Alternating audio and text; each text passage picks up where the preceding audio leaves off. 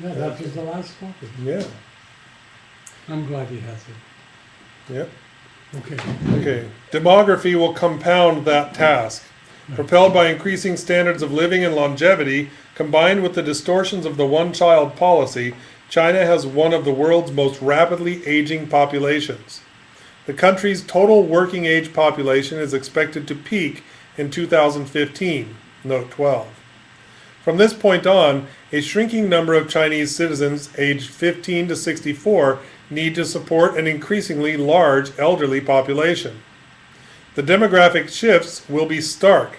By 2030, the number of rural workers between the ages of 20 and 29 is estimated to be half its current level, note 13. By 2050, one half of China's population is projected to be 45 or older, with a full quarter of China's population, roughly equivalent to the entire current population of the United States, 65 and older, note 14. A country facing such large domestic tasks is not going to throw itself easily, much less automatically, into strategic confrontation or a quest for world domination. The existence of weapons of mass destruction and modern military technology of unknowable ultimate consequences define a key distinction from the pre-World War I period. The leaders who started that war had no understanding of the consequences of the weapons at their disposal. Contemporary leaders can have no illusions about the destructive potential they are capable of unleashing. The crucial competition between the United States and China is more likely to be economic and social rather than military. If present trends in the two countries' economic growth, fiscal health, infrastructure spending, and educational infrastructure continue, a gap in development and in third-party perceptions of relative influence may take hold, particularly in the Asia-Pacific region. But this is a prospect it is in capacity of the United States to arrest or perhaps It is incapacity. but this is a prospect Yeah. but this is a prospect it is in the capacity of the United In States the capacity. yeah Mhm. to arrest or perhaps reverse by its own efforts. The United States bears the responsibility to retain its competitiveness and its world role. It should do this for its own traditional convictions rather than as a contest with China. Building competitiveness is a largely American project, which we should not ask China to solve for us. China, fulfilling its own interpretation of its national destiny, will continue to develop its economy and pursue a broad range of interests in Asia and beyond. This is not a prospect that dictates the confrontations that led to the First World War. It suggests an evolution in many aspects of which China and the United States cooperate as much as they compete. The issue of human rights will find its place in the total range of interaction. The United States cannot be true to itself without affirming its commitment to basic principles of human dignity and popular participation in government. Given the nature of modern technology, these principles will not be confined by national borders. But experience has shown that to seek to impose them by confrontation is likely to be self-defeating, especially in a country with such a historical vision of itself as China. A succession of American administrations, including the first 2 years of Obama's, has substantially balanced long-term moral convictions with case-to-case adaptations to requirements of national security. The basic approach, discussed in previous chapters, remains valid. How to achieve the necessary balance is the challenge for each new generation of leaders on both sides. The question ultimately comes down to what the United States and China can realistically ask of each other. An explicit American project to organize Asia on the basis of containing China or creating a bloc of democratic states for an ideological crusade is unlikely to succeed, in part because China is an indispensable trading partner for most of its neighbors. By the same token, a Chinese attempt to exclude America from Asian economic and security affairs will similarly meet serious resistance from almost all other Asian states, which fear the consequences of a region dominated by a single power. The appropriate label for the Sino-American relationship is less partnership than coevolution. Is what a partnership? Less partnership than, quote, coevolution. So he doesn't like the word partnership, but co-evolution, right? Mm-hmm. All right, put that down.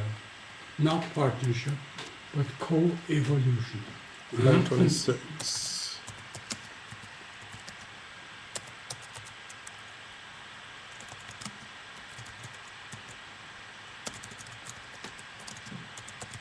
But notice what he said now, that insofar as building a Pacific community among those countries is not realistic. Mm-hmm. Now go ahead. Yeah. Mhm. It means that both countries pursue their domestic imperatives, cooperating where possible, and adjust their relations to minimize conflict. Neither side endorses all the aims of the other or presumes a total identity of interests, but both sides seek to identify and develop complementary interests. Note 15. The United States and China owe it to their people and to global well-being to make the attempt. Each is too big to be dominated by the other. Therefore, neither is capable of defining terms for victory in a war or in a Cold War type of conflict. They need to ask themselves the question apparently never formally posed at the time of the Crow Memorandum. Where will the conflict take us? Was there a lack of vision on all sides which turned the operation of the equilibrium into a mechanical process without assessing where the world would be if the maneuvering colossi missed a maneuver and collided? Which of the leaders who operated the international system that led to the First World War would not have recoiled had he known what the world would look like at its end? Section. Toward a Pacific community? Such an effort at coevolution must deal with three levels of relationships. The first concerns problems that arise in the normal interactions of major power centers. The consultation system, evolved over 3 decades, has proved largely adequate to that task. Common There you are. Since Yep, there you go. 1970. Yeah. All right. Common interests, such as trade ties and diplomatic cooperation on discrete issues, are pursued professionally. Crises, when they arise, are generally resolved by discussion. The second level would be to attempt to elevate familiar crisis discussions into a more comprehensive framework that eliminates the underlying causes of the tensions. A good example would be to deal with the Korea problem as part of an overall concept for Northeast Asia. If North Korea manages to maintain its nuclear capability through the inability of the negotiating parties to bring matters to a head, the proliferation of nuclear weapons throughout Northeast Asia and the Middle East becomes likely. Has the time come to take the next step and deal with the Korea proliferation issue in the context of an agreed peaceful order for Northeast Asia? An even more fundamental vision would move the world to a third level of interaction, one that the leaders prior to the catastrophes of the First World War never reached.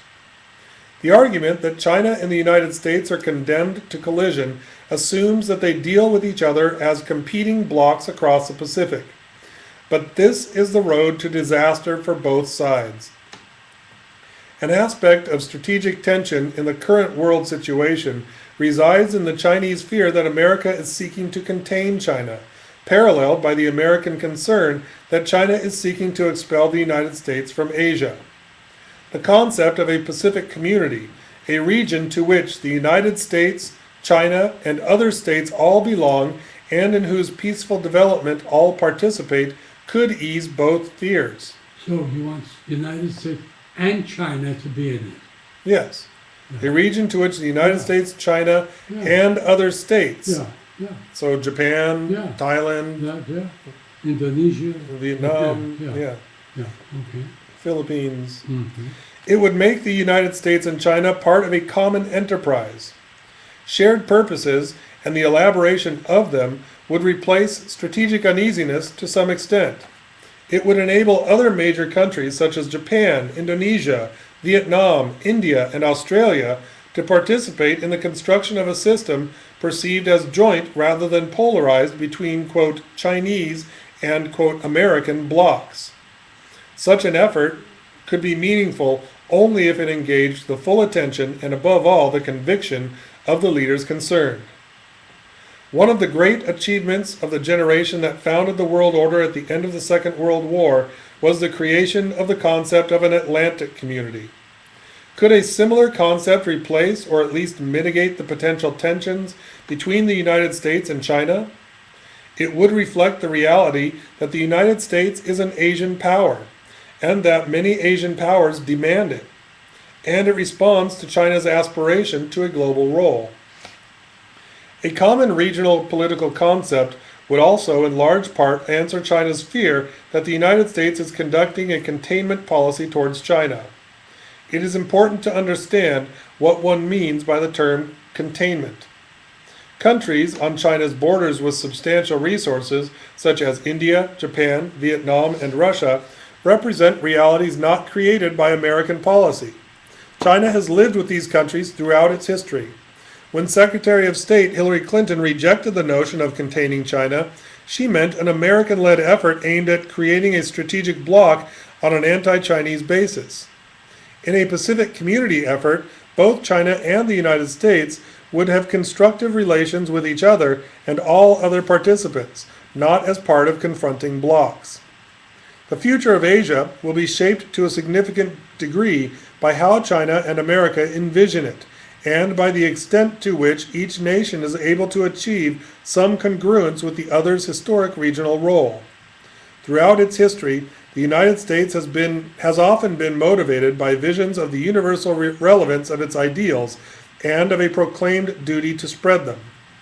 China has acted on the basis of its singularity. It expanded by cultural osmosis, not missionary zeal. For these two societies representing different versions of exceptionalism, the road to cooperation is inherently complex. The mood of the moment is less relevant than the ability to develop a pattern of actions capable of surviving inevitable changes of circumstance. The leaders on both sides of the Pacific have an obligation to establish a tradition of consultation and mutual respect so that, for their successors, jointly building a shared world order becomes an expression of parallel national aspirations. When China and the United States first restored relations 40 years ago, the most significant contribution of the leaders of the time was their willingness to raise their sights beyond the immediate issues of the day. In a way, they were fortunate in that their long isolation from each other meant that there were no short-term day-to-day issues between them. This enabled the leaders of a generation ago to deal with their future, not their immediate pressures, and to lay the basis for a world unimaginable then, but unachievable without Sino-American cooperation.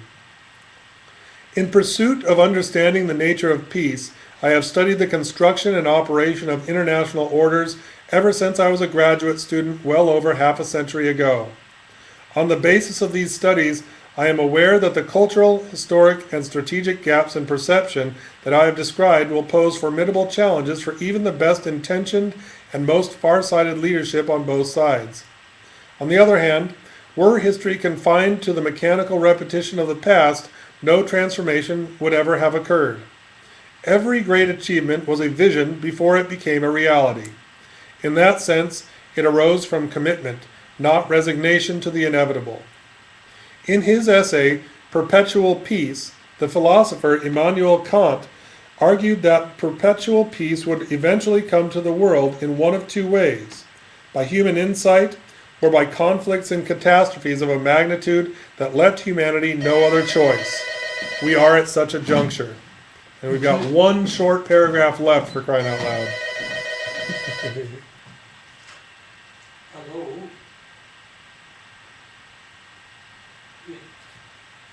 Yeah. I guess that will have to go unread to y'all.